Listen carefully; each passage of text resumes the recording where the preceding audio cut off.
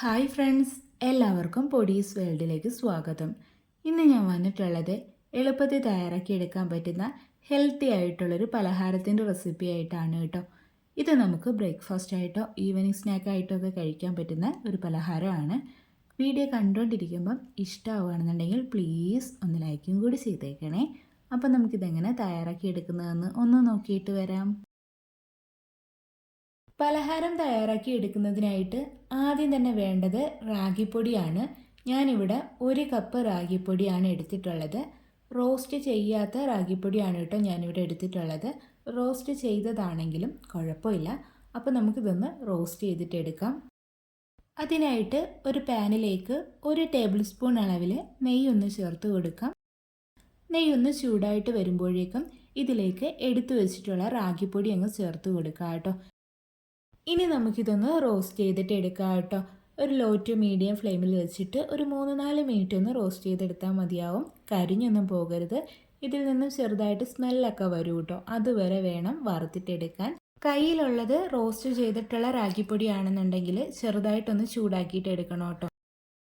അപ്പോൾ ഇതാ റാഗിപ്പൊടിയൊക്കെ ഒന്ന് റോസ്റ്റായിട്ട് കിട്ടിയിട്ടുണ്ട് കേട്ടോ. ഇനി നമുക്കിതൊന്ന് എടുത്ത് മാറ്റി വെക്കാം. ഈ ഒരു പാത്രത്തിൽ വെക്കരുത്, വേറൊരു പാത്രത്തിലേക്ക് മാറ്റി വെക്കാം കേട്ടോ. അടുത്തതായിട്ട് ഇതിലേക്ക് ആവശ്യമായിട്ടുള്ള ശർക്കരയൊന്ന് ഉരുക്കിയിട്ടെടുക്കാം. അതിനായിട്ട് ഞാനിവിടെ 1 കപ്പ് പൊടിച്ച ശർക്കരയാണ് കേട്ടോ എടുത്തിട്ടുള്ളത്. ശർക്കരേൻ്റെ അളവ് നമ്മുടെ ഇഷ്ടാനുസരണം കൂട്ടുകയോ കുറയ്ക്കുകയൊക്കെ ചെയ്യാം കേട്ടോ. ഇനി ഇതിലേക്ക് ഒരു 1/4 കപ്പ് വെള്ളവും കൂടി ഒഴിച്ചിട്ട് ഇതൊന്ന് ഉരുക്കിയിട്ടെടുക്കാം.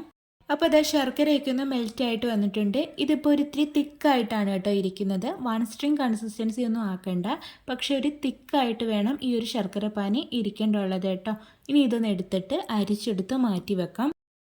അടുത്തതായിട്ട് ഞാനിവിടെ എടുത്തിട്ടുള്ളത് അവലാണ് കേട്ടോ. ഞാനിവിടെ മട്ടയവലാണ് എടുത്തിട്ടുള്ളത്. 1 കപ്പ് ആണ് എടുത്തിട്ടുള്ളത് കേട്ടോ. വെള്ളയവൽ വേണമെങ്കിൽ ഉപയോഗിക്കാം. മട്ടയവലാകുമ്പം ഇച്ചിരി കൂടി ഹെൽത്തി ആയിരിക്കും കേട്ടോ. ഇനി ഇത് നമുക്കൊന്ന് പൊടിച്ചിട്ടെടുക്കാം. അതിനായിട്ട് ഇതൊരു മിക്സിയുടെ ജാറിലേക്ക് അങ്ങ് ഇട്ട് കൊടുക്കാം കേട്ടോ. എന്നിട്ടങ്ങ് പൊടിച്ചിട്ടെടുക്കാം. ഞാനിവിടെ ഫൈനായിട്ടല്ല പൊടിക്കുന്നത്, ചെറിയ തരിതരിയായിട്ടാണ് കേട്ടോ പൊടിച്ചിട്ടെടുക്കുന്നത്. അപ്പോൾ ദാ അവൽ ഞാൻ പൊടിച്ചെടുത്തിട്ടുണ്ട്. ഈ ഒരു രീതിക്കാണ് കേട്ടോ ഞാനിവിടെ പൊടിച്ചെടുത്തിട്ടുള്ളത്. ഇനി ഇത് നമുക്കൊരു പാത്രത്തിലേക്ക് അങ്ങ് ഇട്ട് കൊടുക്കാം.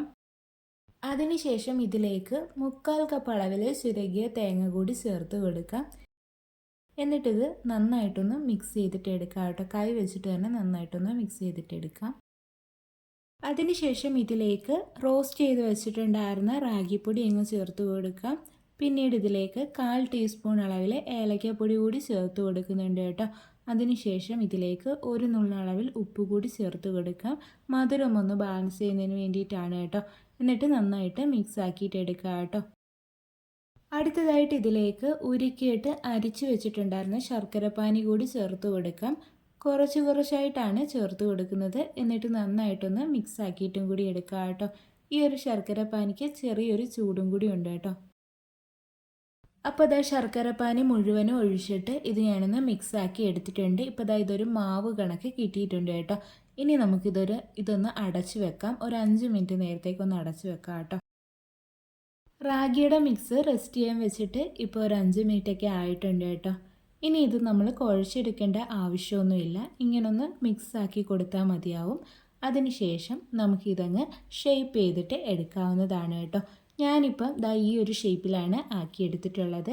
ഇഷ്ടമുള്ള ഷേപ്പിൽ ആക്കിയിട്ട് എടുക്കുക കേട്ടോ. അപ്പോൾ ബാക്കിയുള്ളതും ഇതുപോലെ തന്നെ ഞാനൊന്ന് റെഡിയാക്കിയിട്ട് എടുക്കട്ടെ. അപ്പോൾ ദാ എല്ലാതും ഞാനിവിടെ റെഡിയാക്കി എടുത്തിട്ടുണ്ട്. ഈ ഒരളവിൽ എനിക്കൊരു 8 എണ്ണമാണ് കേട്ടോ കിട്ടിയിട്ടുള്ളത്. ഇനി നമുക്കിതൊന്ന് സ്റ്റീം ചെയ്തിട്ട് എടുക്കാം. അതിനായിട്ട് ഞാനിവിടെ ഒരു ഇഡലി ചെമ്പിൽ വെള്ളം തിളപ്പിക്കാൻ വേണ്ടിയിട്ട് വെച്ചിട്ടുണ്ടായിരുന്നു. അപ്പോൾ വെള്ളമൊക്കെ തിളച്ച് ആവിയൊക്കെ ഒന്ന് കയറി വന്നിട്ടുണ്ട് കേട്ടോ. ഇനി നമുക്കിത് ആ ഒരു ഇഡലി തട്ടിലേക്കൊന്ന് പെറുക്കി വെച്ച് കൊടുക്കാം. ഇഡലി തട്ടിൽ ഞാനിവിടെ വാഴയില കൂടി വെച്ച് കൊടുത്തിട്ടുണ്ട് കേട്ടോ. വാഴയില ഇല്ലാന്നുണ്ടെങ്കിൽ കുറച്ച് എണ്ണയോ നെയ്യോ എന്തെങ്കിലും ഒന്ന് തടവിയിട്ട് വേണം ഇതൊന്ന് പെറുക്കി വെച്ച് കൊടുക്കാൻ വേണ്ടിയിട്ട്. ഇനി ഇതൊന്ന് അടച്ച് വെച്ചിട്ട് കുക്ക് ചെയ്തിട്ട് എടുക്കാം. ഞാനിവിടെ മീഡിയം ഫ്ലെയിമിൽ 10 മിനിറ്റ് ആണ് കേട്ടോ കുക്ക് ചെയ്തിട്ട് എടുക്കുന്നത്. അപ്പോൾ അതായത് നമ്മുടെ പലഹാരം ഇവിടെ സ്റ്റീം ചെയ്യാൻ വേണ്ടിയിട്ട് വെച്ചിട്ട് ഇപ്പോൾ ഒരു 10 മിനിറ്റ് ആയിട്ടുണ്ട് കേട്ടോ. ഇനി നമുക്കിതൊന്ന് തുറന്ന് നോക്കാം. അപ്പോൾ അതായത് നമ്മുടെ റാഗി വെച്ചിട്ടുള്ള കൊഴുക്കട്ട എല്ലാതും ഇവിടെ കുക്കായിട്ട് കിട്ടിയിട്ടുണ്ട്. ഇനി ഇത് നമുക്കൊന്ന് പുറത്തേക്ക് എടുത്ത് വെക്കാം. അപ്പോൾ അത് ഞാനൊന്നെടുത്ത് പുറത്തേക്ക് വെച്ചിട്ടുണ്ട് കേട്ടോ. അപ്പോൾ ഇതാ ഇത്രയേ ഉള്ളൂ. ടേസ്റ്റി ആയിട്ടുള്ള എളുപ്പത്തിൽ റെഡിയാക്കി എടുക്കാൻ പറ്റുന്ന ഹെൽത്തി ആയിട്ടുള്ള റാഗി കുഴക്കട്ടയാണ് ഇത്. അപ്പോൾ എല്ലാവരും ഇതൊന്ന് തയ്യാറാക്കി നോക്കണേ. തയ്യാറാക്കി നോക്കിയിട്ട് ഫീഡ്ബാക്ക് പറയാൻ മറക്കരുത്. കുട്ടികൾക്കൊക്കെ തീർച്ചയായിട്ടും ഇഷ്ടപ്പെടുന്ന ഒരു റെസിപ്പിയാണ് കേട്ടോ. റാഗി വെച്ചിട്ട് തയ്യാറാക്കി എടുക്കാൻ പറ്റുന്ന കുറേ റെസിപ്പീസൊക്കെ നമ്മുടെ ചാനലിൽ പോസ്റ്റ് ചെയ്തിട്ടുണ്ട്. അപ്പോൾ എല്ലാവരും കയറി ഒന്ന് കണ്ടും കൂടി നോക്കണേ. വീഡിയോ ഇഷ്ടമായിട്ടുണ്ടെങ്കിൽ പ്ലീസ് ഒന്ന് ലൈക്കും കൂടി ചെയ്തേക്കണേ. അതുപോലെ തന്നെ ആദ്യമായിട്ട് ചാനൽ കാണുന്ന കൂട്ടുകാർ ആരെങ്കിലും ഒക്കെ ഉണ്ടെങ്കിൽ പ്ലീസ് ഒന്ന് സബ്സ്ക്രൈബ് ചെയ്ത് സപ്പോർട്ടും കൂടി ചെയ്യണേ. വീണ്ടും നല്ലൊരു വീഡിയോ ആയിട്ട് വരാം. Thanks for watching.